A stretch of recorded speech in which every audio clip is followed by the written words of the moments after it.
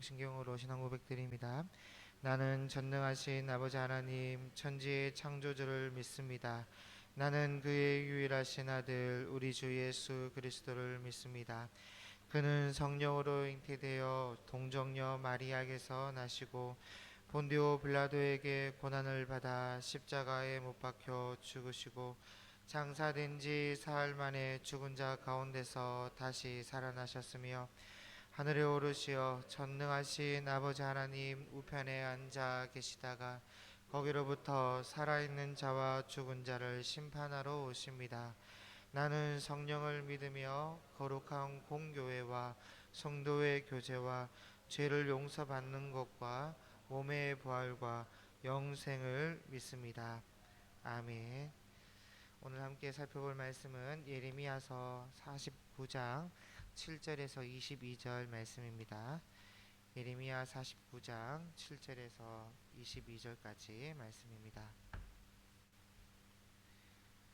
8월 12일 본문입니다. 우리 한 절씩 교독하도록 하겠습니다.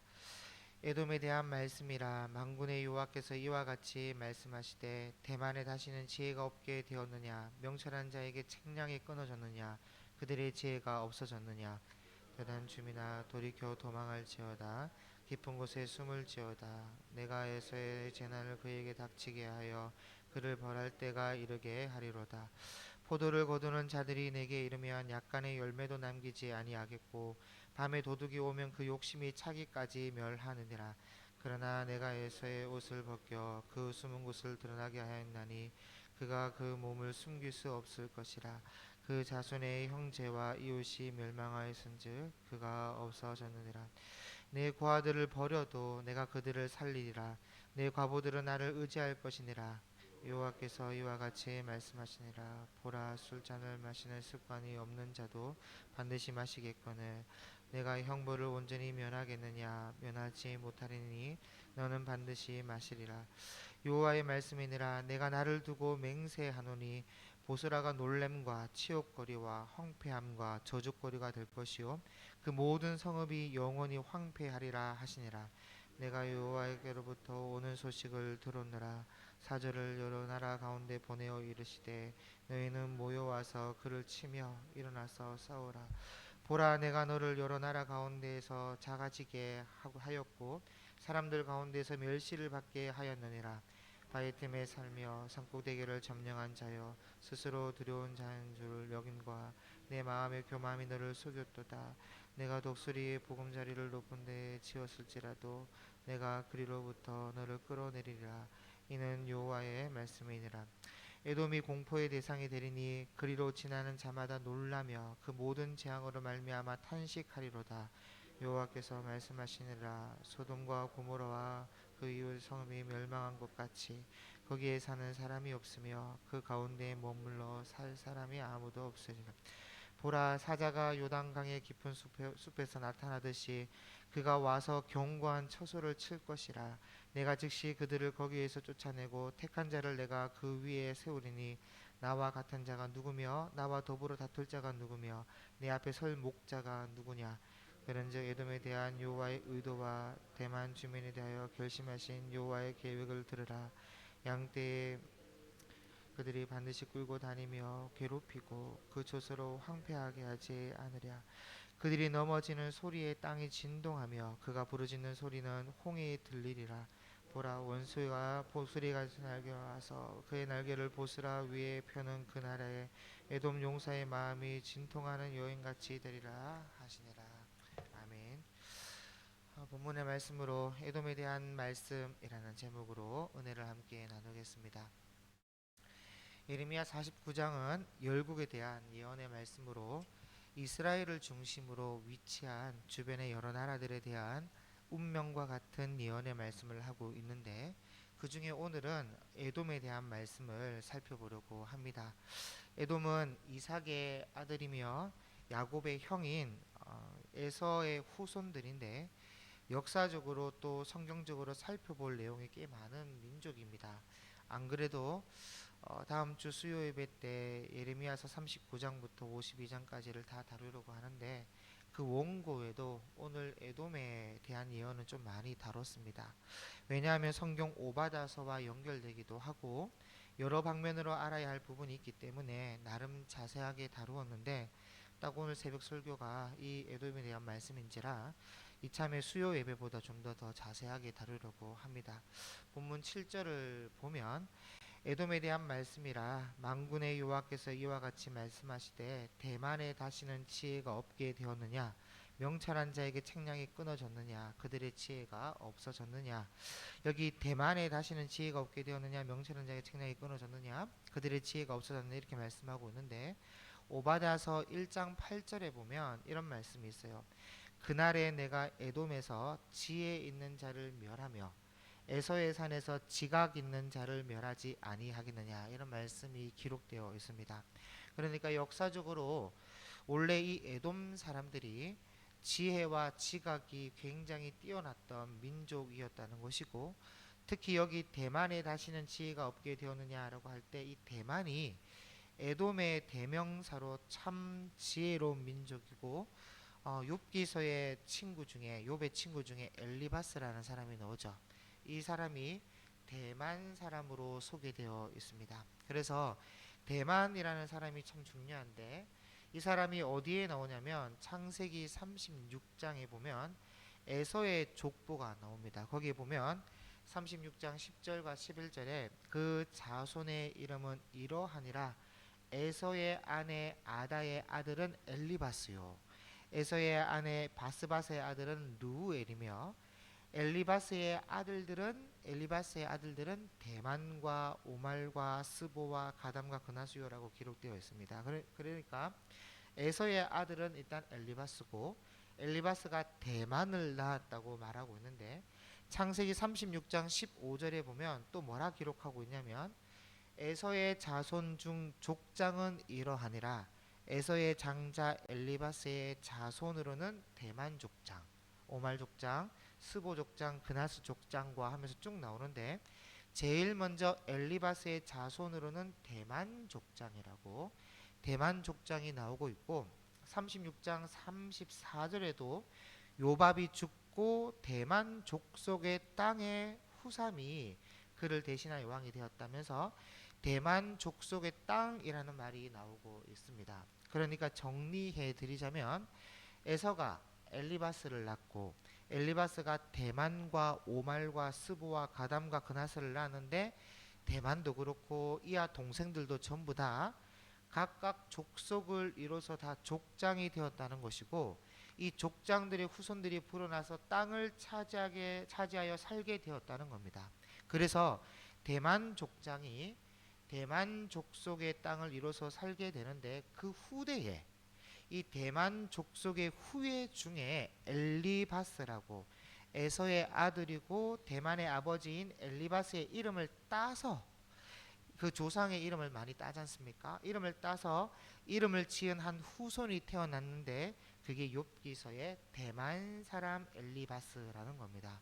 여러분 아마 설교나 강의를 통해서 욥은 창세기 아브라함의 시기와 비슷하거나 동시대 사람이다, 그렇게 아마 들어보셨을 텐데 아닙니다. 그건 아마도 에서의 아들 엘리바스와 헷갈려서 그런 것 같은데, 욥기서의 엘리바스는 분명히 기록하기를 대만 사람 엘리바스라고 되어 있습니다.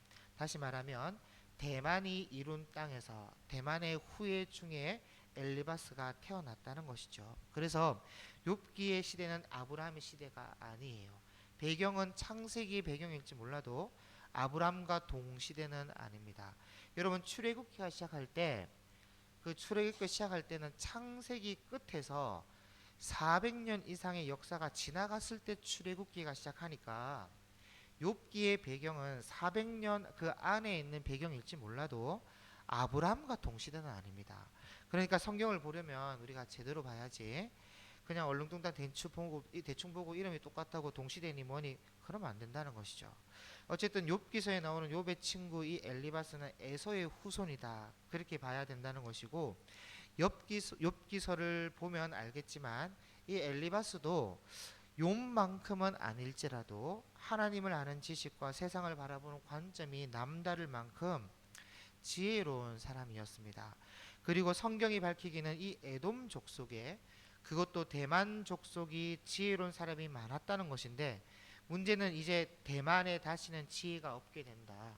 명철한 자에게 책략이 끊어진다. 지혜가 없어진다. 그 말을 지금 하고 있다는 것입니다. 그래서 8절에 드단 주민아 돌이켜 도망할지어다. 깊은 곳에 숨을지어다. 내가 에서의 재난을 그에게 닥치게 하여 그를 벌할 때가 이르게 하리로다. 여기 드단 주민아라고 하는데, 이 드단은 아브라함의 아내 사라가 죽고 난 다음에 후처, 그두라라는 후처를 아브라함이 맞았는데, 이 그두라가 낳은 아들이 욕산과 드단, 이 두단, 그 드단입니다. 그래서 이 드단도 아브라함의 후예인데, 이 에돔 족속이 이 드단 족속을 쳐서 에돔으로 복속을 시켰습니다. 그래서 이 드단의 이름이 지금 이 성경에 지금 나오고 있는 거예요. 그래서 드단 주민아 돌이켜 도망할지어다. 포도를 거두는 자들아, 9절입니다. 포도를 거두는 자들이 내게 이르면 약간의 열매도 남기지 아니하겠고 밤에 도둑이 오면 그 욕심이 차기까지 멸하느니라. 그러나 내가 에서의 옷을 벗겨 그 숨은 곳이 드러나게 하였나니 그가 그 몸을 숨길 수 없을 것이라. 그 자손과 형제와 이웃이 멸망하였은즉 그가 없어졌느니라. 여기 읽어보면 9절과 10절이 연결점에 있어서 좀 매끄럽지 못하다라는 생각이 듭니다. 9절도 멸하겠다라는 말씀이고 10절도 벌거벗겨서 숨은 곳 치부를 드러나게 하여서 형제 이웃처럼 멸망시키겠다, 그런 말씀인데, 이 접속사가 그러나라고 되어 있으니까 이게 참 읽을 때 매끄럽지 못하다라는 생각이 드는데요. 여기 그러나라는 이 접속사가 제가 볼 때는 잘못 번역한 것 같습니다. 원어로 키라고 하는 이 단어는, 이 접속사 그러나의 키라는 단어는 사실 앞뒤 문맥에 따라서 뜻이 여러 가지로 번역되는 접속사인데, 이런 거예요. 그러나도 되고, 마치 뭐뭐처럼, 뭐뭐이므로, 뭐뭐라는 것 때문에, 왜냐하면 뭐뭐이니까 라고 하면서 문맥에 따라 여러 가지로 번역이 되는 접속사가 키라는 접속사입니다. 그래서 제가 볼 때는 그러나라기보다는 뭐뭐이므로, 그러므로의 의미로 번역하는 것이 옳다는 것이죠. 그래서 체크해 놓으시면 좋겠고, 11절을 보시면 내 고아들을 버려도 내가 그들을 살리리라. 내 과부들은 나를 의지할 것이니라. 여러분, 이런 말씀은 참 우리가 가슴에 새겨둘 필요가 있는데, 여러분 어느 나라든 간에 항상 나라와 민족을 죄악으로, 악하게 멸망으로 인도하는 것은 힘 있는 사람들, 권력과 재력과 능력을 가진 정치인들, 사회적 지위가 있는 사람들, 이런 사람들이 나라를 망하게 만들어요. 그래서 어떤 민족이든 간에, 에돔이든 이스라엘이든 간에 가난한 사람들, 사회적 최약체들, 고아와 과부와 같은 사람들은 항상 피해를 입고 약탈을 당하며 버림받은 존재처럼 살아갑니다. 그래서 하나님께서는 나라와 민족을 떠나서, 그리고 신불신을 떠나서 이런 사람들을 챙겨줄 마음이 있다는 거예요. 그래서 저는 이런 구절을 보면서 아프리카의 가난한 사람들을 볼 때 한편으로는 위로가 됩니다. 12절입니다. 여호와께서 이와 같이 말씀하시니라. 보라, 술잔을 마시는 습관이 없는 자도 반드시 마시겠거든 네가 형벌을 온전히 면하겠느냐? 면하지 못하리니 너는 반드시 마시리라. 여호와의 말씀이니라. 내가 나를 두고 맹세하노니 보스라가 놀램과 치욕거리와 황폐함과 저주거리가 될 것이요 그 모든 성읍이 영원히 황폐하리라 하시니라. 여기 보스라라는 곳은 에돔의 주요 도시인데, 하나님께서 에돔을 심판하실 때 이 보스라에서 그 심판을 진행하세요. 그래서 이사야 63장에 보면 에돔에 대한 이제 예언의 말씀 중에 보스라에서 심판을 진행하시면서 하나님의 공의와 정의를 실행하는 말씀이 나오고 있습니다. 그래서 14절에 내가 여호와께로부터 오는 소식을 들었노라. 사절을 여러 나라 가운데 보내어 이르시되 너희는 모여와서 그를 치며 일어나서 싸우라. 보라, 내가 너를 여러 나라 가운데서 작아지게 하였고 사람들 가운데서 멸시를 받게 하였느니라. 바위 틈에 살며 산꼭대기를 점령한 자여 스스로 두려운 자인 줄로 여김과 내 마음의 교만이 너를 속였도다. 네가 독수리같이 보금자리를 높은 데에 치었을지라도 내가 그리로부터 너를 끌어내리라. 이는 여호와의 말씀이니라. 이 16절이 중요한 구절입니다. 여기에 바위 틈에 살며 산꼭대기를 점령한 자에다 여러분 줄을 좀 그어 놓으시고 페트라라고 좀 적어 놓으시기 바랍니다. 페트라. 그리고 여러분들이 한번 휴대폰으로나 인터넷에 페트라라고 검색을 해 보시면 사진이 엄청나게 많이 나오는데 이 페트라가 돌을 깎아서 만든 도시고 에돔의 성입니다. 그래서 한번 실제로 사진을 찾아서 보면 참 좋기 때문에 인터넷으로 한번 검색해서 한번 찾아보시기 바랍니다. 어마어마한 도시예요. 그리고 16절은 오바다서 1장 3절과 4절의 단어와 이 문자가 거의 똑같이 나오는데 제가 한번 읽어드리자면 오바다서에 이런 말씀이 있습니다. 너의 마음의 교만이 너를 속였도다. 바위 틈에 거주하며 높은 곳에 사는 자여 네가 마음에 이르기를 누가 능히 나를 땅에 끌어내리겠느냐 하니 네가 독수리처럼 높이 오르며 별 사이에 깃들일지라도 내가 거기에서 너를 끌어내리리라. 여호와의 말씀이니라. 이게 오바다서의 말씀인데 오늘 본문 16절과 거의 똑같죠. 그래서 여러분 이 에돔의 멸망의 가장 큰 원인이 뭐냐? 교만이에요. 교만. 그래서 17절에 에돔이 공포의 대상이 되리니 그리로 지나가는 자마다 놀라며 그 모든 재앙으로 말미암아 탄식하리로다. 여호와께서 말씀하시니라. 소돔과 고모라와 그 이웃 성읍들이 멸망한 것 같이 거기에 사는 사람이 없으며 그 가운데 머물러 살 사람이 아무도 없으리라. 여러분 그 페트라의 위치가 이 소돔과 고모라가 있었던 도시가 있었던 곳과 그렇게 멀지가 않아요. 한 40km 정도 떨어진 곳에 위치하고 있는데 이 에돔이 멸망할 때는 이 소돔과 고모라처럼 사람이 한 명도 없을 정도로 망할 것이다. 그런 말씀하고 있는 거예요. 그래서 실제로 그 페트라에 사람 한 명도 살고 있지 않거든요. 그 이사야서의 말씀에 보면 동물들만 짝을 이루어 살게 될 것이다. 이런 말씀이 있는데 진짜로 그 페트라에는 한 명도 사람은 살지 않습니다. 그 19절에 보라 사자가 요단강의 깊은 숲에서 나타나듯이 그가 와서 견고한 처소를 칠 것이라. 여러분 여기 그가 누구냐면 바벨론 느부갓네살 왕이고 내가 즉시 그들을 거기에서 쫓아내고 택한 자를 내가 그 위에 세우리니 바로 이 느부갓네살 왕을 세운다는 말이고 나와 같은 자 누구며 나와 더불어 다툴 자 누구며 내 앞에 설 목자가 누구냐. 하나님이 이 모든 것을 실행하신다는 거예요. 그런즉 에돔에 대한 여호와의 의도와 대만 주민에 대하여 결심하신 여호와의 계획을 들으라. 양떼의 어린 것들을 그들이 반드시 끌고 다니며 괴롭히고 그 처소로 황폐하게 하지 않으랴. 그들이 넘어지는 소리에 땅이 진동하며 그가 부르짖는 소리는 홍해에 들리리라. 여러분 홍해는 에돔에서 보면 상당히 먼 거리입니다. 에돔이 무너졌다는 소식이 홍해까지 들리게 될 것이다 라는 말은 다시 말하면 엄청난 충격적인 소식이다 라는 이런 말씀 뜻이 되는 것이죠. 왜냐하면 이 페트라라는 곳은 천연 요새와 같은 곳입니다. 그래서 당시에 사람들이 페트라가 점령당한다라는 것은 상상도 할 수 없었던 도시였던 것이요. 왜냐하면 그 입구가 하나밖에 없어요. 입구가 페트라 도시 들어가는 입구가. 근데 그 입구 양쪽으로 보면 양쪽으로 솟아 있는 돌의 이 높이가 위로 약 80m 높이에요. 입구의 폭은 좁은 데는 3m, 넓은 데는 12m. 그러니까 이 하나밖에 없는 입구로 페트라를 점령하기 위해서 군사가 들어갈 때 80m 높이에 있는 그 위에서 돌만 던져도요 페트라 안으로 들어올 수가 없어요. 그래서 완벽한 천연 요새인데 이 페트라가 멸망당한다는 거예요. 그래서 하나님께서 바위 틈에 살며 산 꼭대기를 점령하여서 교만이나 떨고 있는 너희를 끌어내리겠다. 별 위에 있다 할지라도 끌어내리겠다. 그래서 이 소문이 홍해까지 들리게 되는데 22절에 보라 원수가 독수리같이 날아와서 그의 날개를 보스라 위에 펴는 그날에 에돔 용사의 마음이 진통하는 여인같이 되리라 하시니라. 그러니까 보스라에 왔을 때 보스라에서 여인의 진통만큼의 아픔과 멸망을 당하게 될 것이다. 그 말을 하고 있는 것입니다. 그래서 역사적으로 이후에 에돔은 두 번 다시 일어나지 못하고 물론 후예들은 이제 살아가지고 한동안 이어지지만 에돔이라는 나라는 두 번 다시 일어나지 못합니다. 그리고 오늘날의 에돔의 피를 입고 있는 민족은 존재하지 않아요.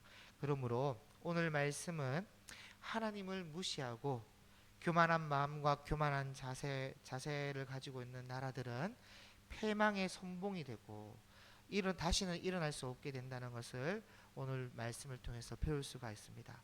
에돔은 지혜롭다며 명철한 자의 책략이라며 페트라라는 천연 요새에 숨어서 돌을 깎아 어마어마한 도시를 만들고 그 지혜와 책략으로 주변 나라와 사람들을 착취하고 아픔을 주다가 결국 영원히 다 사라지는 하나님의 심판을 맞이해야 했습니다. 조상으로부터 이어져 오던 지혜와 명철이 사라지게 되었고 지혜로운 자들의 대명사로 언급되던 대만이라는 도시도 역사 속에 소멸하게 되었으며 당시 사람들에게 무너뜨릴 수 없는 요새로 알려진 이 페트라도 하나님의 심판을 피할 수가 없었습니다.